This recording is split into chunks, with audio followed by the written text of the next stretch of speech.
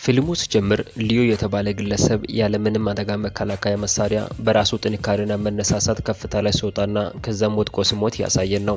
ከሞተ በኋላም ቤተሰቡና ጓደኞቹ ለቀብር ስነ ስርዓት በተገኙበት የግል ወንጀል መርማሪ የሆነው ኒክ ሟቹ የባለጸጋ ልጅ እንደሆነና አባቱም በቅርቡ ከዚህ ዓለም በሞት መለየቱን ይተርክላቸዋል። አባታቸው የሁለት መንታ ልጆች አባት ሲሆን ኤልያስን የሊዮን ሚስት ፔኔሎፔም እንዲሁም እናታቸውን አውድርን ትቷቸው ወደ መቃብር እንደወረደም ተረከላቸው። ኒክም እነሱ ወዳሉበት ደሴት በመጣ ጊዜ የሊዮ ሚስት ፔኔሎፔ ከሱ ጋር ስትተዋወቅ እንመለከታለን። እሷም የሊዮ ሞት በድንገተኛ አደጋ ምክንያት እንዳልሆነ በማመን ኒክ ጉዳዩን በልዩነትና በምስጢር እንዲመረምር እንዲሁም ዳጎስ ያለ ገንዘብና የሚኖርበት ቤት እንደምታመቻችለትም ትነግረዋለች። ከዛም እሱ ወደሚቆይበት ቤት ይወስዱታል። ኒክም የራሱን የግል ችግሮችን ለመርሳትና ወደ አሁኑ ስራ ለመግባት ምሽቱን በመጠጥ ውስጥ ያሳልፋል።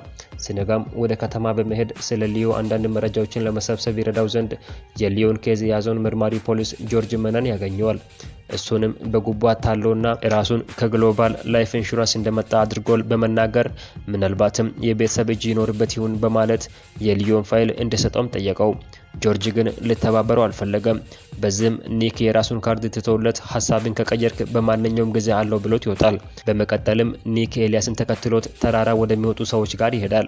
ኤልያስም ያለምንም ፒፒኢ ወደ ተራራ ሲወጣ ይመለከተዋል። በኋላም ኒክ ራሱን ከናሽናል ኢንተለጀንስ ሰርቪስ እንደሆነ ነግሮት ሊዮ የአንድ ትልቅ ኩባንያ ባለድርሻ እንደሆነ በውሸት ይነግረዋል። ኤልያስም ኒክን አምኖት ሌላ ጊዜ ቡና የጠጡ ለማውራት ይቀጣጠራሉ።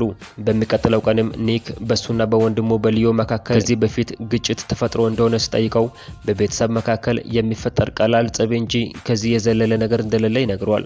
ያወሩም ሳለ ኤልያስ መልእክት ይደርሰዋል። መልእክቱም ኒክ ድራማ እየሰራብኝ ነው የሚል ነበር። ኤልያስም ኒክን ዳግም ማግኘት እንደማይፈልግ ነግሮት ይለያያሉ። ይህ በእንዲህ እንዳለ ጆርጅ የሚያወሩትን በሙሉ ይሰማ ነበር። በኋላም ሲገናኙ ኒክ ጆርጅ ከሱ ጋር እንዲሰራ ጠየቀው። ኒክም ኤልያስ የሆነ ነገር ለመደበቅ እየሞከረ እንደሆነ ገምቶ በቅናት በመነሳሳት ወንድሙን ገሎት ይሆናል ብልም ጆርጅም የገንዘብ ችግር ስለሌለባቸው እስከዚህ የሚያደራድስ ነገር አይኖርም ብሎ ያምናል። በዚህ ማለም ኒክ አይኖቹ በግድግዳ ላይ በተሰቀለው በአንድ ፎቶ ላይ ይወረወራል። በፎቶ ማለም አደገኛ የዕፅ አዘዋዋሪ የሆነውን ጊያንስን ከኤልያስ ጋር ያለውን ፎቶ በማየት ጉዳዩን ከዚህ ጋር ሊያያይዝ ሲሞክር እንመለከታለን። በመቀጠልም ኒክ ወደ ፔኔሎፔ በመሄድ በሷና በሊዮ መካከል ያለውን የፍቅር ግንኙነታቸውን መመርመር ይጀምራል። ፔኔሎፔና ሊዮ የተገናኙት በኦክስፎርድ ዩኒቨርሲቲ ሲሆን እሷ በስኮላርሺፕ የተማረች እሱም የዩኒቨርሲቲው ተማሪ ሆኖ ያለ እሷ በትርፍ ጊዜዋ በአስተናጋጅነት ስትሰራ በሷ ፍቅር ተነድፎ ከዛ ጊዜ ጀምሮ ከሷ ጋር እንደሆነ ስትነግረው ኒክ በሀሳቡ ችግር ውስጥ ያለውን የሱን ትዳር ማሰብ ይጀምራል።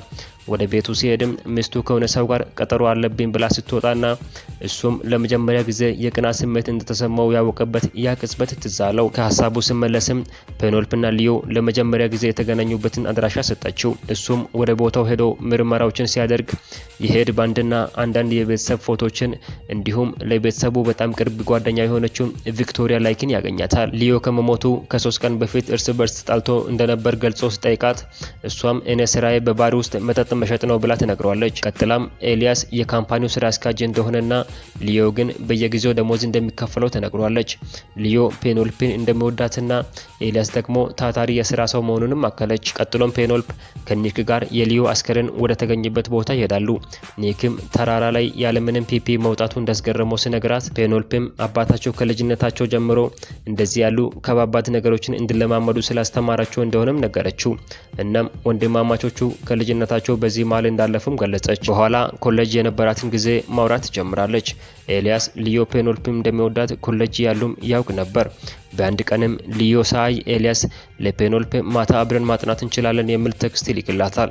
ከዛም ሊዮ ሳይ ቴክስቶችን ይደልታቸዋል። በማታም ሁለቱ ጥሩ ጊዜ አብረው ያሳልፋሉ። ይህንን ፔኔሎፔ ቢታውቅም በዝምታ ለማለፍ ትወስናለች። በሌላ በኩል የካምፓኒው ስራ አስኪያጅና በቤተሰቡ ዘንድም በጣም የሚወደደው ኤልያስ መሆኑ በሷና በሊዮ መካከል ያለውን ፍቅር ሚዛናዊ አለማድረጉን ትናገራለች። ይህን ከሰማ በኋላ ኒክ እናታቸውን ለማናገር እንደሚፈልግና እሷም ስትሰማ እንዴት ሪያክት ልታደርግ እንደምትችል ሀሳቡን ለፔኔሎፔ ይነግራታል። እሷ ግን እንዲሁ እንዲያገኛት የፈለገች አትመስልም። አመነታችም። በኋላም በመርከብ ላይ ፓርቲ እንደምታዘጋጅና እሷንም እዛ ላይ እንዲያገኛት ለማድረግ እንደምታመቻችለትም ነገረችው። ኒክም በፓርቲው ላይ ተገኝቶ የሊዮ የቅርብ ጓደኛ መሆኑን ከነገራት በኋላ ሊዮ በአደጋ ሳይሆን በሰው እጅ እንደሞተ ጭምጭምታዎች እንዳሉም ይነግራታል። አውድርም በዚህ ያዘነች በቤተሰብ ጉዳይ ላይ ጣልቃ እንዳይገባ አስጠነቀቀችው። ኤልያስ ይመጣና ከእናቴ ጋር ምን አለክ ብሎ ይገፈትሯል። በዚህም ኒክ ኤልያስ የሆነ የሚያጠራጥር ነገር እንዳለው ገባው። ኤልያስንም ደሴቷን ለቀ ውጣ ካልሆነም ከጀልባው ላይ ወረውራለሁ ስለው ብዙም ሳይቆይ ከቦታው ሸሸ። በነገታው ጠዋትም አንድ መጥፎ ዜና ከጓደኛው ከጆርጅ ይሰማል። የጆርጅ አለቆችም ከኒክ ጋር ያለ ነገር ካላቆምክ ወደ አያቶች ሀገር ወደ አፍሪካ ትመለሳለህ እንዳሉትም ለኒክ ይነግሯል። ይህንን ተከትሎ ኒክ አሁን ብቸኛ ነው። ስራውንም ለብቻው እንደሚሰራ አውቋል። ቀጥሎም ወደ ቪክቶሪያ ይሄዳል። ነገር ግን ባሯ ተዘግቷል። ተስፋ ያጣው ኒክም የሊዮን ቤተሰብ መሰለል ይጀምራል። ኤልያስን ይከታተላል። በአንድ ቀንም ኤልያስ ከጊያንስ ጋር የገንዘብ ልውውጥ ሲያደርግ ተደብቆ ሲመለከት በጠባቂዎቻቸው ይያዛል። እነሱም ከያዙት በኋላ ሁለት ምርጫ ያቀርቡለታል። አንድም ደሴቷን ለቆ መሄድ ሲሆን ሁለተኛው ሞትን መጋፈጥ ነበር። በሚቀጥለው ቀን ጠዋት ኒክ ፔኔሎፔን ያገኛታል። እናም ሰዎች ተራራን ለማውጣት ጀልባ እንደሚጠቀሙ ነግሯት ሊዮ በሞተበት ቀን የተኛውን ጀልባ እንደተጠቀመ እንደማያውቅ ነገራት። ኒክም ለእርዳታ ስል ለጆርጅ ደውሎ ሊዮ በሞተበት ቀን የተንቀሳቀሱ ጀልባዎችን ማወቅ የሊዮ ገዳዮች እንድናውቅ ስለሚረዳን የዛን ቀን የተንቀሳቀሱ ጀልባዎችን ሊስት ስጠን በማለትም ይጠይቋል። በኋላ ከፋይሉ ላይ ጀልባውን ካገኙ በኋላ በሌሊት ሄደው ሲፈትሹ የጊያንስ ሰዎች ተኩስ ከፈቱባቸው። እናም በሰዓቱ ጆርጅ የጥይት እራት ሆኖ ይቀራል። ኒክም ሽጉጡን በማውጣት ጊያንስን አሰናበተው። ኒክ አዝኗል። የሚያደርገውን ያጣው ኒክም ቦታውን ሲፈትሽ አንድ ለየት ያለ ነገር ከቦታው ያገኛል። ያም የኤክስሬይ ውጤት ሲሆን ጥርጣሬውን እውን የሚያደርግ ነበር። ቀጥሎም ለፔኔሎፔ ደውሎ ነገራት። እሷም ኤልያስና አውድሪ ባሉበት ሆና እሱ እስከመጣ ከነሱ ጋር እንድትቆይ ነግሯት ወደ ቤታቸው ይመጣል። እሱ ወደ ቤት ሲደርስም ኤልያስ ለፖሊስ ካልደወልኩ ስል አንተ ባደውልላቸውም እነሱ እየመጡ በመንገድ ላይ ናቸው እያለው በምርመራው የደረሰበትን መናገር ይጀምራል። በዚህ መሃልም እውነተኛው ሊዮን ኤልያስ እንደገደለውና ኤልያስም ራሱን ሊዮን ያስመሰለ እንደሆነ ይነግራቸዋል። ነገር ውስጧን የሰረሰራት ፔኔሎፔም በንዴት ከዚህ በፊት ኤልያስ ኮሌጅ በነበሩበት ሰዓት በሊዮ እንደሚቀናበትና ሸውዷትም ከሷ ጋር እንደተኛም አስታውሳ አንተ አስመሳይ ያለች እርግማኗን ታወርድበታለች። ልጇን የነጠቃት አውድርም አንተ አስመሳይ ያለች ሁለት ጥይቶችን አከታተላ በደረቱ ላከችበት። በዚህ ጊዜም የኤልያስ የአስመሳይነት ጊዜ አልቆ ከገደለው ከወንድሙ ጋር ይገናኛል። አውድርም ነፍስ በማጥፋቷ በፖሊሶች ተይዛ ወደ እስር ቤት ስትሄድ እንመለከታለን። በሌላ በኩል ኒክ ወደ ኒውዮርክ ለመሄድ ኤርፖርት ከደረሰበት በታክሲ ወደ ፔኔሎፔ ይመለሳል። ፔኔሎፔም ኤልያስ ስራ አስኪያጅ በነበረበት ጊዜ ወደ ስራው እንደማያደርሳቸውና ከቤተሰቡም ጋር ሰላም እንዳይፈጥሩ ብዙ ችግሮችን እየፈጠረ እንደነበረ አስታውሳ በኋላም የሊዮ ሞት በድንገት እንዳልነበረ አውቃ ኒክን እንደቀጠረች ለራሱ ለኒክ ትነግሯለች። በዚህ መሃልም ፔኔሎፔ ስለ ትዳሩ ትጠይቋለች።